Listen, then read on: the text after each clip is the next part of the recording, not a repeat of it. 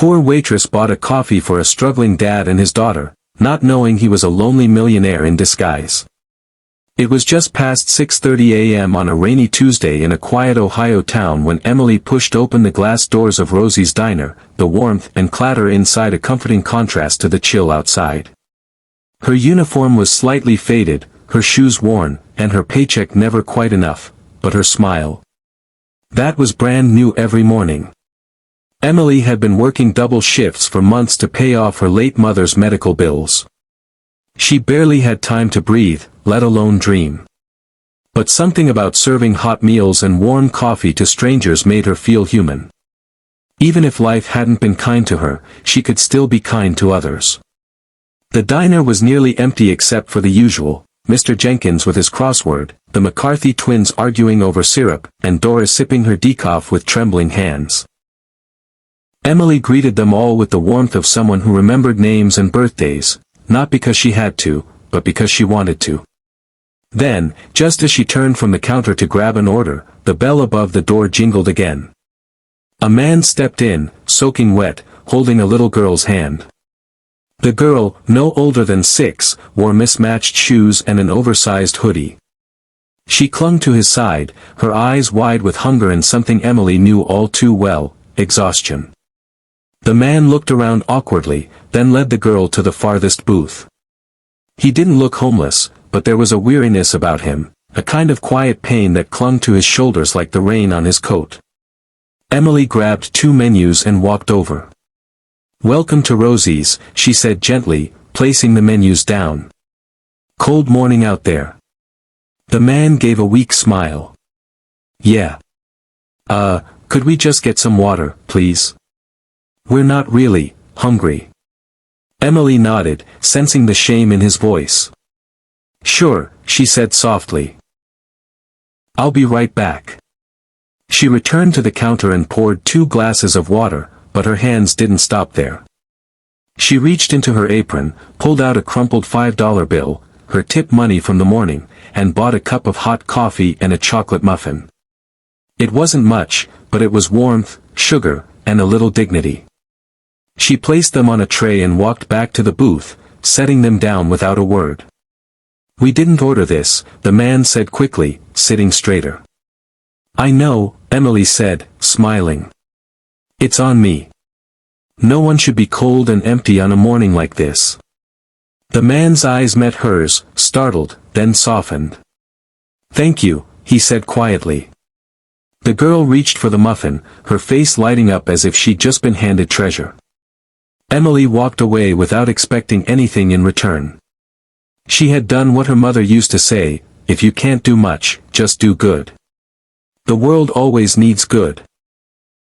What she didn't know was that the man in the booth wasn't who he seemed. His name was James Whittaker. In the business world, he was once known as the Silicon Ghost, a reclusive tech billionaire who'd built a digital empire and then disappeared after his wife died of cancer 3 years ago. He vanished from the headlines, sold his company quietly, and slipped away from the world with only one mission left, to find meaning. Since then, James had been traveling anonymously across the country with his daughter, visiting small towns, talking to strangers, and trying to rediscover something money had never given him, human connection. This morning in the diner, with rain dripping from his coat and his daughter shivering at his side, he'd felt invisible. Until Emily saw him. That simple gesture, a $5 coffee and muffin, touched something deep inside him.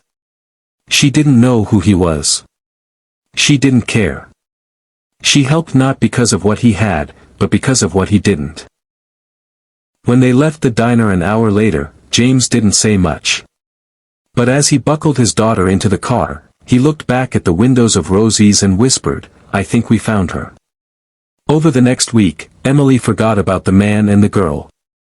The bills kept piling up, the tips stayed small, and life kept trudging forward.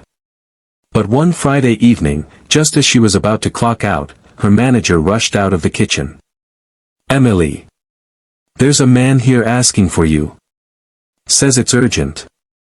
Confused and a little worried, Emily walked to the front where a sharply dressed gentleman stood, holding an envelope and smiling warmly. "Are you Emily Reed?" he asked. Yes, can I help you? I represent Mr. James Whittaker. He asked me to give you this. She opened the envelope slowly. Inside was a letter, and a cashier's check. Her eyes widened. The check was for $50,000. She almost dropped it. The letter read, "Dear Emily, you didn't know who I was, and you didn't ask. You saw me and my daughter on what had been one of our hardest mornings and chose kindness anyway. You reminded me of the decency that still exists in people, even when the world feels cold. I used to believe that money could fix anything. But after losing my wife, I learned that it's the smallest acts of kindness that leave the deepest mark. You didn't just give us coffee, you gave us hope. Please accept this gift, not as payment, but as a thank you. Use it to take care of yourself, or someone else. I trust you'll know what to do with it. Warm regards. James Whittaker." Tears welled up in Emily's eyes. The diner grew blurry. She didn't know whether to laugh, cry, or sit down. It wasn't just about the money, it was about being seen. Being valued. Someone had noticed her heart. Over the next few months, Emily paid off her mother's hospital bills. She fixed up her car. She even enrolled in nursing school, her mother's dream for her. And each morning before class, she still stopped by Rosie's to pour coffee and check on Mr. Jenkins, the McCarthy twins, and Doris with her decaf. She never saw James again, but she often thought of him and the little girl with the bright eyes and mismatched shoes. In her heart, they were family now, proof that goodness could ripple across lives like raindrops in a puddle. And somewhere, miles away, James and his daughter would sit at a roadside cafe and talk about the waitress who changed their lives with nothing more than a coffee and a muffin. Because sometimes, the richest people in the world aren't the ones with the most money, but the ones who give when they have the least. And sometimes, the smallest act of kindness can become someone's turning point.